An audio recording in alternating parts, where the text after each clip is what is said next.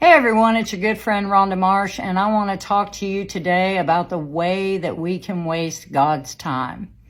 Is that possible to waste God's time? It definitely is. So I'm going to give you some examples. So if you are praying for forgiveness for the same thing over and over and over again, that's wasting God's time. And I'll tell you why.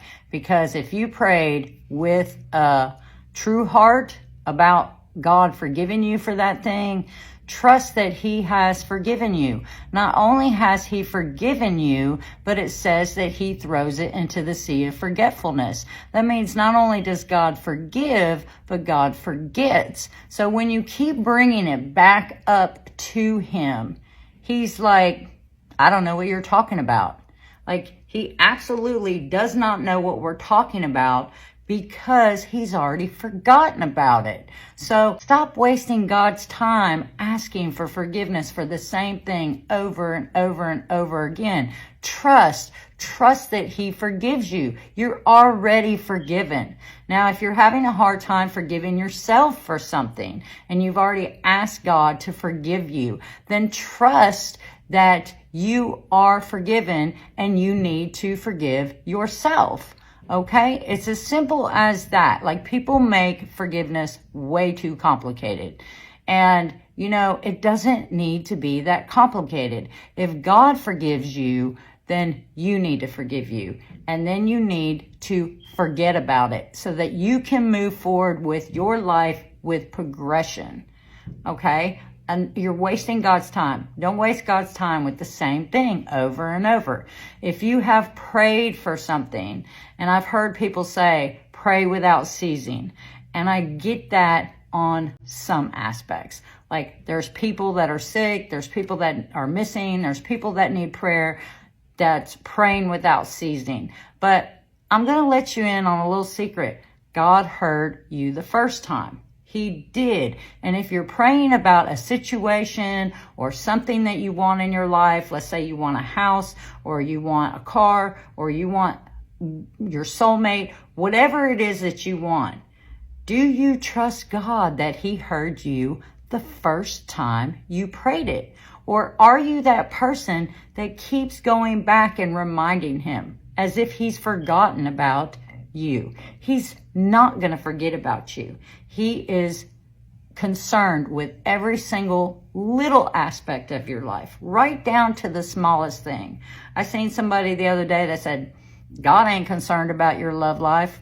Really? Well, then why would He purpose a soulmate for you or somebody for you? I think God is concerned with every aspect of our life. But we don't have to pray about something and then a week later it hasn't happened yet, and we're on our time, not His time. Remember, His time is way different than our time, but we don't have to keep checking in with Him about, hey, don't forget that I prayed about, meeting the right person, or don't forget I prayed about that house. When the teacher is silent is when we are being tested. I think sometimes God tests us to see if we trust Him. Do we trust Him, or do we keep bringing it over and over and over and over and over in every prayer? I mean, come on. God's God. I'm sure He's got a bunch to deal with, but I know He still hears our prayers. But I think sometimes it's a waste of His time when we keep checking back, like babysitting Him. Are you listening to me? And also, you have to understand when God says no about something. When He says no, it's a no. Now, we're His children, correct? So when our children want something, but they're not ready for it, or maybe it's not good for them, or it's going to hurt them, we have to tell them no. And then sometimes they toss a tantrum or do whatever, but we know what's best for our children, correct? God knows what's best for His children. You have to trust that if He says no, then there is a reason why He says no. He goes into the future. He sees what's going to come. We don't see that stuff, but he sees it. There are so many times I have prayed for something and it's been a no, and I'm trying to talk God into being a yes. Come on, Lord, work with me here. Like, I can make this happen. I can do this. And he's like, no, no, no, and then I go do it on my own accord, and then I regret it. Almost every single time I have regretted it when God has said no to me about something. So now I pay attention to the no. I understand he knows better than I know. He has a will for my life that I don't know about yet. So, like I said, if he's silent on something for a while, it's often to teach us patience. Do we really want it? Now remember, with great responsibility, or with great things comes a lot of great responsibility. So maybe we're not ready for what we're praying for. Have you ever heard the term, careful what you wish for, because you just might get it all and then some you don't want?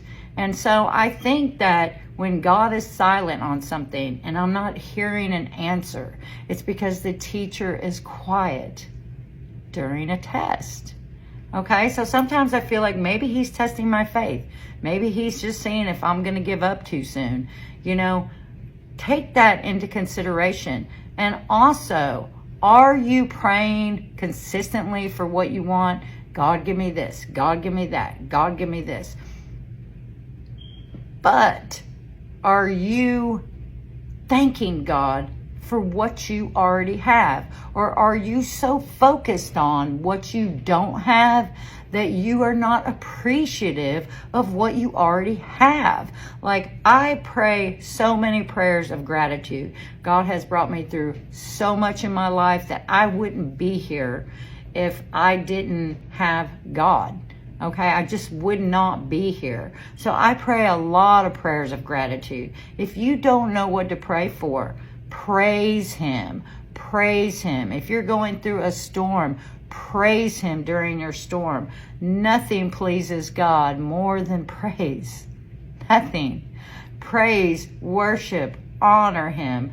All that. You got to be appreciative over what you already have before he can add to your life. He will add to your life, but you have to be appreciative of what you have. And if you're just praying, I want, you are wasting God's time. Okay? Say it to him the first time, pray it, put it out there to him, put it out to the universe, and then wait. I have this sign in my living room, and it says, pray, wait, trust. I think a lot of times God is seeing, do we trust him? Do we trust him for what we're praying for? And if it's a no, are we going to accept that no, or are we going to go out on our own will? Because I've already learned the hard lesson. My will, my way does not work. Okay? So, people, stop wasting God's time. Okay? If you've prayed for forgiveness, he forgives you. Forgive yourself and move on. If you are praying for materialistic things that you're not even appreciative of what you have, stop wasting God's time. And God is not a materialistic God. Does he want to bless his children with everything that we do want that is good for us?